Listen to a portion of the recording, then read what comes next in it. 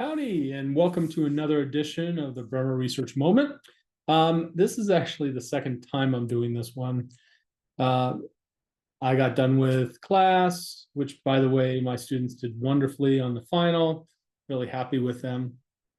And I had some time, thought, hey, I'll just record one. Well, you have to take uh, your recording medium off of mute. So I put it up, and if you guys have seen it, you didn't hear a thing. So it was brilliant. Anyways, what I'd like to talk about today is the latest news du jour with regards to Dynata. But I'd like to connect that to where we are as an industry. I think it's important to take stock at the beginning of each year. We always do, what's 24 going to look like? What's 23 going to look like? But we don't really take stock in the middle of the year. And I've been really blessed that, given I don't have a stake in any of the companies at this point, I've been invited to talk to a lot of companies. And one of the topics beyond AI that everyone wants to talk about is what's going on in the industry, what's the state of the industry. And we'll get into that in a second, but just generically, I don't think my outlook for the industry has changed. I think the timeline for where things are going has changed over the past few months. So we'll talk a little bit about that. The other thing I want to talk about is I really enjoyed getting back in the classroom. What I'm going to do is produce a new thing called the Bremer Lectures. I'm going to take the class that I did, which I think is a little bit different than any of the other either books or classes or webinars on the subject, and produce shorter versions. Each class was almost 3 hours long. There were 9 of them. I'm not going to subject you guys to 27 hours of work, but I think there's some good stuff in there. In fact, I'm going to turn it into a book. As I said, I don't think there's a book out there that looks at modern survey research, modern research in the way that I did in this class. So hopefully it'll add value somewhere. So look in the next week or two for the first of the Bremer lectures. But let's start off with Dynata. And this was last week. So when I did my first version of this one, it was still really new, really new news. And I don't think anyone was shocked, to be brutally honest. So if you've been in the industry for a while, you've been hearing the rumors about what's going on. You knew what the financial situation was at Dynata. You knew, that they were looking to be acquired, or at least have some form of transaction. About a few weeks ago, I heard that the likely acquisition was off for the time being,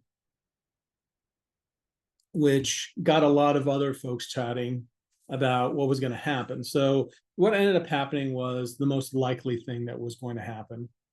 So I can't say that I was surprised at the news.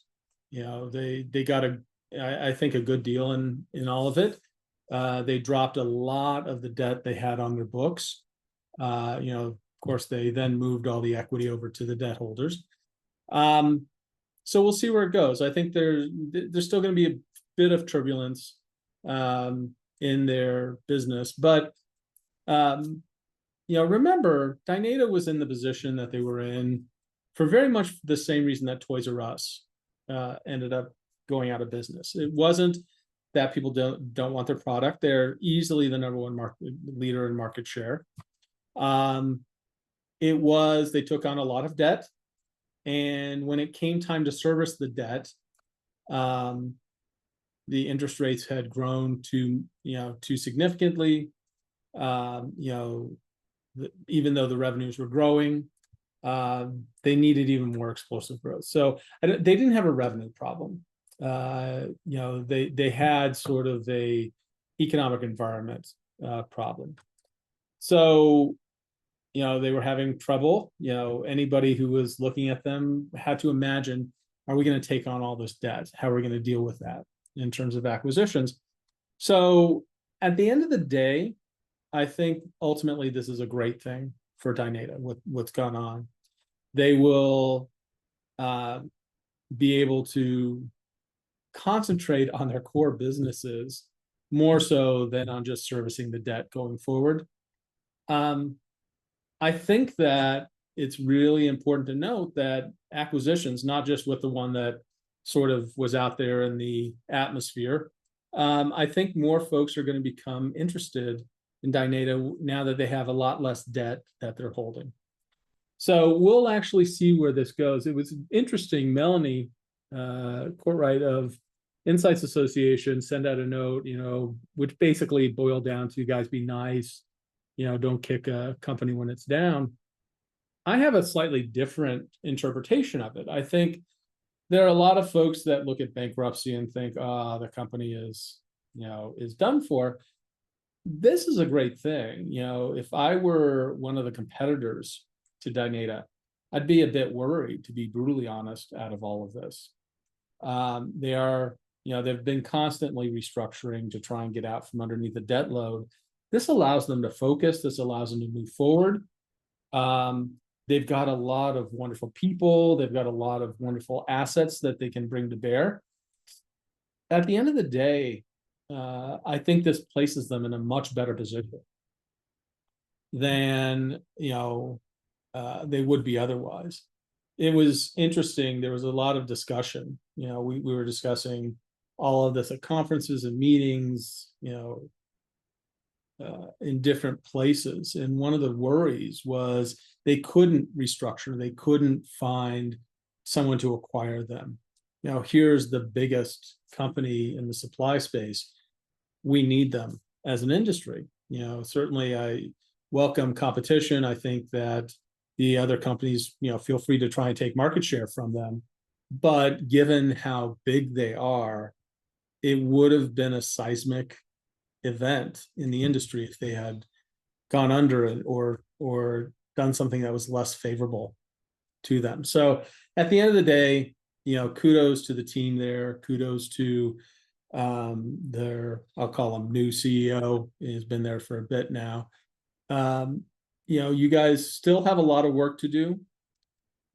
But I think at the end of the day, you're set up well. I can see an acquisition now coming in a way that it couldn't before. I don't know if the old one's going to resurrect or if somebody else is going to become interested. But with so much of your debt burden off the books, you guys become a lot more desirable to the various folks. The one thing I would say is, you go on the website, you look at the executive committee. I've already done a Bremer research moment on this, so excuse my indulgence for a second. You got to put Steve Millman on the executive committee. If he's not represented on the website appropriately. He's done a lot of good work in the industry, and at the end of the day, you need somebody representing your research. As a leading supply company in the research business, you should have somebody whose job it is to focus on research. The decisions that are being made at the executive committee level need somebody who's there to advocate for the research side. And I've heard it before.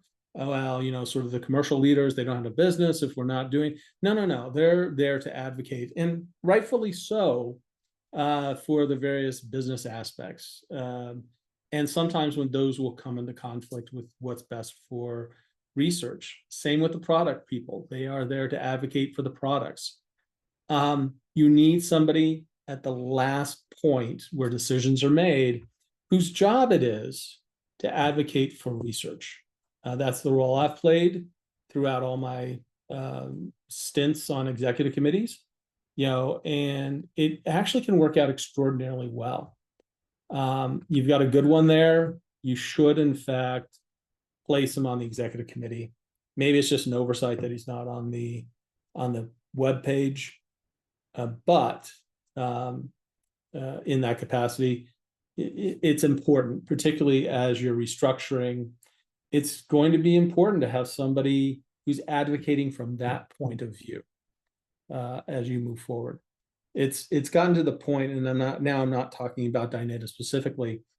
The one thing that irks me in so many companies these days, particularly with private equity being such a big player in what we're doing, um, there is a loss of respect for the uniqueness of the research industry.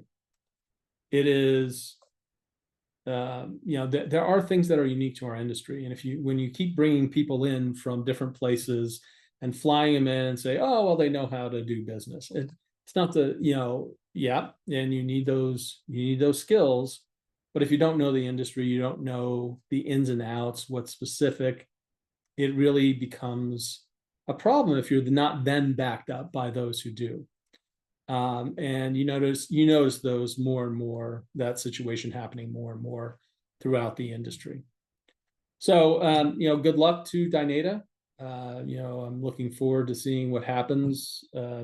Again, it's not all sunshine and lollipops. There's still some pain to go. I have to imagine there's going to be even more restructuring, but I see now the opportunity for you guys to come out of this pretty in a good position. Now, we're now going to connect this to where I see the rest of the industry. We took a pretty big blow as with the rest of the world. We're not unique in this way. When COVID came into play, as an industry, we've been growing 5, 7, 8% a year pretty steadily over time. There were companies that were able to achieve, and big companies, not just the smaller ones, 10% plus each year. It was a pretty steady industry. Come COVID and the world shut down, retailers and brands and the rest of the companies were forced to sort of think about, what do they need? If our stores aren't open, do we actually need any research? Well, the answer is no. Well, at least not research into how people are buying products in the stores. Nobody's doing it. Well, they were still online. There was, branding efforts, went by the wayside. It was survival mode for a lot of folks. There were winners during the COVID period, folks that not only didn't decline, but actually grew. And those were those companies that when a brand or retailer thought about it, that was the data they needed. That was the information that they had to have, particularly in times of crisis. And those companies did thrive. But for the most part, folks were down, really down. 2021. 22 was actually a pretty good year. You saw a rebound in the market. Those that had done well in 2021 continued to do well. They didn't get quite the bump that those who didn't do well. If you think about it, 22 as compared to 21, 21 was bad. So, 22 was potentially able to look good. So things started bouncing back. The curve went up. Now in 23, we sort of started facing an unusual situation. We had inflation, but outside of that, the economy was good. And in fact, inflation for some companies is actually good. They can naturally raise their price. But at the end of the day, trade-offs had to be made. And in some places, that was research. So 23 was really, it was a down year, but it was down because of uncertainty. People didn't know when we were going to come out of this, particularly inflation-based malaise. And, because of the uncertainty, projects didn't necessarily move forward. They weren't canceled. They just took a real delay in what they were doing. So as we started talking about what's going to happen in 24, we got a taste of it in Q4 of 23, calendar year Q4. Things actually went pretty good. One of the leading, we were seeing 8, 9, 10% growth rates in the major firms again. It was pretty spectacular. The idea was we were starting to come out of this era of uncertainty when it came to the economy. One of the reasons that business has done so well is you can plan and you can figure out what's going on. You know what your employee base has to look like to achieve what you need to achieve. You can estimate pretty accurately you're going to get these projects. At least for the bigger companies, you can do that pretty well. When in the era of uncertainty, that became unknowns, the variability got much greater, and that's why we saw a downturn. So anticipating that we were getting better, everybody out there has heard, that the Fed's going to lower interest rates finally. But all that was delayed. So when I went out in the first month or two of 24 and was talking about what's going to happen, I talked about a lot more acquisitions, other transactions, financial transactions happening. I talked about business being up. We talked about a whole variety, sort of a lessening of the uncertainty. We saw some of that. We're still, as an industry, up, but not nearly by as much as we thought we were going to. We're sort of in the 5% range as opposed to the higher range. And we had budgeted for higher growth rates. So we're still in sort of the era of uncertainty. And people are getting really tired of it, to be honest. One of the more interesting things, a lot of the students that I taught this past quarter, they're on the job market because I taught at the School of Public Policy. A lot are going to public policy, but a lot are actually looking to come into our industry. And I've been trying to help them with some of that. What they're noting, and having experience with this before, is the interview process is really stretched out, and I mean it's going over months and months. So much so that people anticipate that they're not in the, somebody else has gotten the job, and it turns out they haven't. So what that says to me is that companies are dragging out this process because they want to have access to the talent. There's this idea that we will, in fact, get to the point where you're going to need all these folks.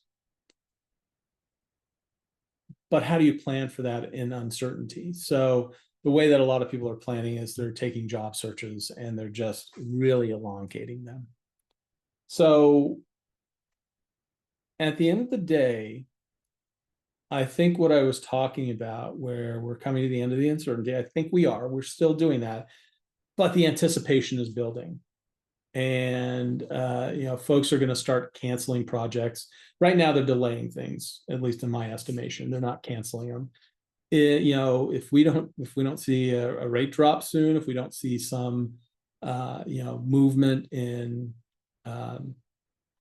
retail cycles, which we all expect to have happen, I think people are going to start dropping projects, retrenching, things of that nature. But for right now, I think just the timeline has changed. Whereas I thought it was going to be sooner than it's actually happened, I still think it's happening. I think we're going to see an explosion out of this. We're going to see real growth in the industry. We just have to wait for it. And waiting is always the hardest part. There's the Heinz ketchup, and I'm dating myself now, the Heinz ketchup commercial, which was anticipation. I don't want to sing more because I might owe somebody some money, but where they just watch the ketchup come in through the bottle. It's sort of like that. Everybody's ready. We're trying to get things going, but it's tough. So that's where I see. I think there's a lot of reasons to be hopeful. The situation, we're not faced with bad economic times. Let's be honest about that. We're faced with uncertain economic times, and that the implications of those take on vastly different scenarios. So we'll see what happens. I anticipate in the next quarter we're going to start seeing some real growth. Part of that is predicated on the Fed dropping interest rates at least once. Um, I've sort of my days of being an economist are behind me, but I do think sometime in the September range we'll start to see things of that nature. So folks can hold on just a little bit more. Things are building, things are up. There's even with all of this, those things are still better than 23 at this point, but I think they're going to get a lot better. So that's my view from the industry. As I said, big announcement was the Bremer lectures are going to start in the next month. I'm not going to do them as part of the Bremer Research Moment, only because I'm going to want to talk about things that are happening out there. I'm part of, I don't know what to call it, a steering committee, an advisory committee for the Insights Association AI conference. So they'll be announcing more details on that. That looks to be exciting. So there's lots of stuff going on. Anyways, everyone, take care, and we'll chat with you guys later. Bye-bye.